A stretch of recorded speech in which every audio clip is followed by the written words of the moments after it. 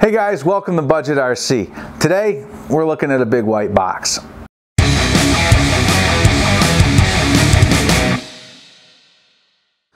Alright guys, so if you're watching this video, you saw the title, you already know what's in the box.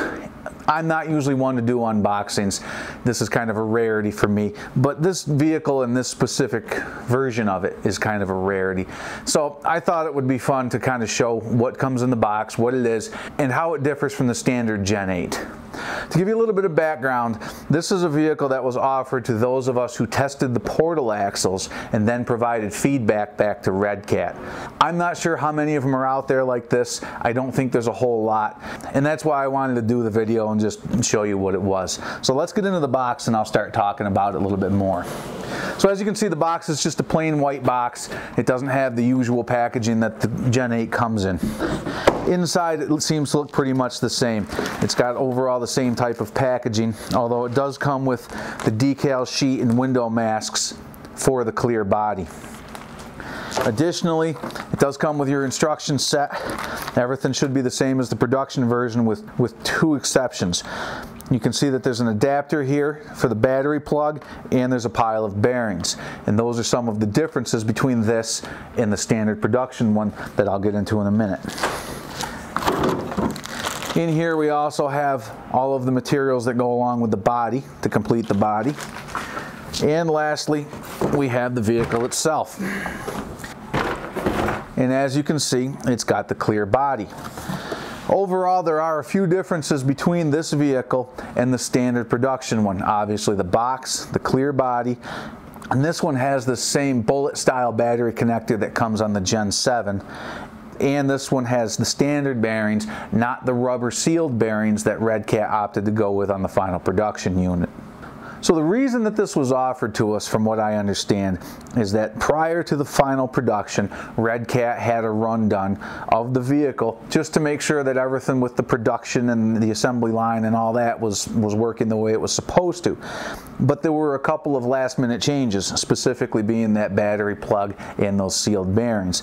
So they had some of these hanging around, and they were different enough that they couldn't just repackage them as a production unit. So now I'll take it out, I'll show you what comes with it, and give you a little bit of my impressions. In addition to the vehicle itself, you do get the 2-channel FlySky controller, just like what comes with the Gen 7. And you do have the spare tire.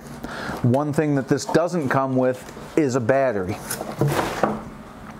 The regular production one does come with a nickel metal hydride battery. This one doesn't. For me, no big deal. I've got plenty of LiPos to use anyway. So now let's take a quick look at the vehicle and see what it has to offer. So this is my first time actually laying hands on a Gen 8. I've seen them in some stores, but none of the stores had one out of the package for me to look at. My overall impressions are really positive of this truck. One big thing I've noticed right away compared to my Gen 7 is just how rigid this plastic is. The plastic on the Gen 7 was a very soft plastic, and while that may have its benefits in a basher and a crawler, I kind of want things to be a little bit more rigid, and this one delivers. This plastic is quite a bit more rigid than even the axial plastic. The portal axles themselves, not surprisingly, are exactly the same as the portals that we received earlier once the production updates were sent to us. As other people have mentioned, the steering geometry might be a little bit of a concern.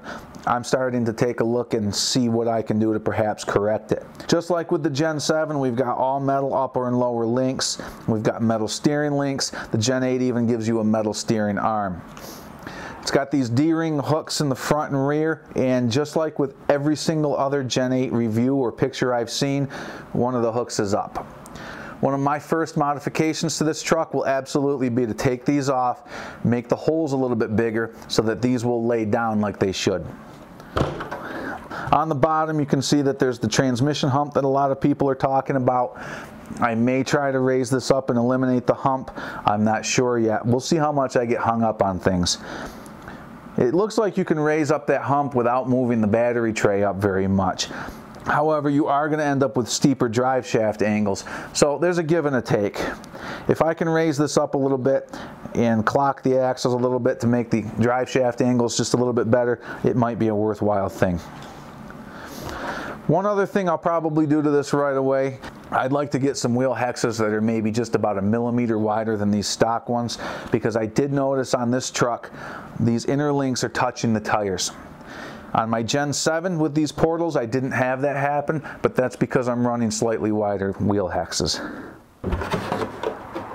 So one thing I did want to mention is that if you are interested in a vehicle like this that comes with a clear body, I would recommend that you reach out to Redcat and suggest that they put this type of a setup into full production. I think this is a fantastic option. And from Redcat's perspective, I think offering one of these with a clear body would be a great option, even if it's the same price as the standard one. Because there are those of us who would prefer to paint up our own bodies, but don't want to have to buy the new truck, then buy the body. So I don't know if that's going to happen. I hope it does. I think it would be a really good idea for Redcat to consider. So guys, that's it. I'm going to paint up this body. I'm going to get this out there. If our snow ever melts, I'm going to start using this and I'm going to start upgrading it. So if you're interested in following along with my updates and progress, make sure that you're subscribed to this channel and make sure you smash that notification button. That way when I post new videos, you'll know about them right away. In the meantime, guys, thanks for watching. We'll see you next time.